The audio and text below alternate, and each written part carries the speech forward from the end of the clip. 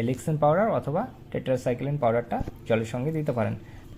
এখন গ্রীষ্মকাল, আর গ্রীষ্মকাল মানে প্রচণ্ড রোদের তাপ, 40 ডিগ্রি 42 ডিগ্রি, কোনো সময় তো 45 পর্যন্ত পৌঁছে যাচ্ছে।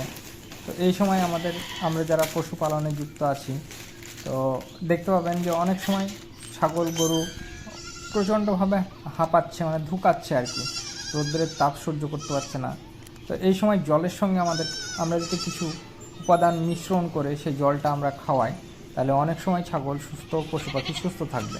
যদিও বা দেখতে পাচ্ছেন আমার এখানে ছাওয়াযুক্ত এরিয়ার ভিতরে আমি এখন রেখেছি, যেহেতু ওপরে গাছপালা আছে, গাছপালার নিচে ওদেরকে রেখেছি, যে অনেকটাই রোদ্রের তাপটা যাতে মেনটেন হয়, তাতে ছাগলও সুস্থ থাকবে আর প্রচণ্ড রোদ্রে এখন চড়তেও পারবে না। যেহেতু আমি গ্রেজিং তো করাই না, আমি স্টল ফিটিংয়ের মাধ্যমেই আমি ওদেরকে রাখি। তো গাছের নিচে রেখেছি যাতে একটু ঠান্ডা আবহাওয়ার ভিতরে থাকে। এবং কি আমি জলের সঙ্গে আমি চিটে গুড় নিয়ে নিলাম, দেখতে পাচ্ছেন চিটে গুড়টা প্রথমে নিয়ে নিলাম, এরপর আমি কিছুটা জল নিয়ে নেবো, হাতটা পরিষ্কার করে নিচ্ছি। তো এরকম আপনারা এখন যে প্রচণ্ড রোদ্রের তাপ, এই রোদ্রের তাপে আপনারা জলের সঙ্গে চিটে গুড় খাওয়াতে পারেন। এবং চিটে গুড়, জল এবং যে আমি লবণের প্যাকেটটা নিয়ে আনলাম সাদা লবণ, সেরকম সাদা লবণ আপনারা আপনাদের ছাগলকে কিছু পরিমাণ মতো দেবেন। আর জলটা, হ্যাঁ বন্ধুরা, জলটা কিন্তু পরিষ্কার দেওয়ার চেষ্টা করবেন, জলটা যাতে পরিষ্কার থাকে, অর্থাৎ কোনো জলে জীবাণু যাতে না থাকে, জীবাণুমুক্ত জল দেওয়ার চেষ্টা করবেন, তাতে ছাগল বেশি সুস্থ থাকবে। এবং জলের সঙ্গে অনেক সময় জীবাণু যাওয়ার কারণে কৃমিজনিত সমস্যাটাতে খুব অ্যাটাক করে তাড়াতাড়ি। তো জলটা পরিষ্কার দেওয়ার চেষ্টা করবেন।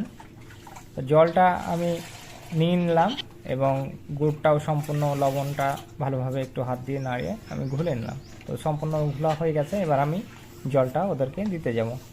আর একটা উপাদান আপনারা মিশ্রণ করতে পারেন, যদি আপনাদের ছাগল বা গরু বা মুরগি, যেসব প্রাণী আমরা পুষি আর কি, তারা যদি অতিরিক্ত মাত্রায় দুর্বল হয়ে থাকে, তো সেক্ষেত্রে আপনার টেট্রাসাইক্লিন, যেটা দেখতে পাচ্ছেন, টেট্রাসাইক্লিন অথবা লিক্সিন পাউডার, এই দুটো পাউডারের মধ্যে যে কোনো একটা পাউডার আপনারা জলের সঙ্গে কিছু পরিমাণ দিয়ে এটাকে মিক্স করে সেই জলটা আপনারা খাওয়াতে পারেন।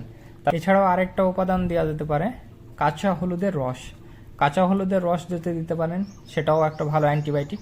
অথবা কাঁচা হলুদ যদি না পাওয়া যায়, তো শুকনো হলুদের গুঁড়ো 1 চামচ দিবেন, পিওর হলুদ, কিন্তু পিওর শুকনো হলুদের গুঁড়ো জলের সঙ্গে 1 চামচ গুলে সেই জলটাও খাওয়াতে পারেন।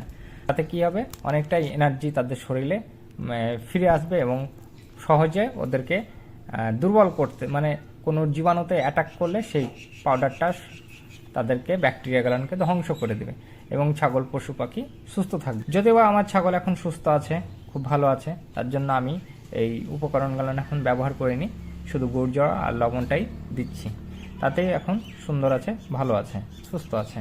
তো সম্পূর্ণ ভিডিওটি দেখার জন্য আপনাদেরকে অসংখ্য ধন্যবাদ। ভালো থাকবেন, সুস্থ থাকবেন।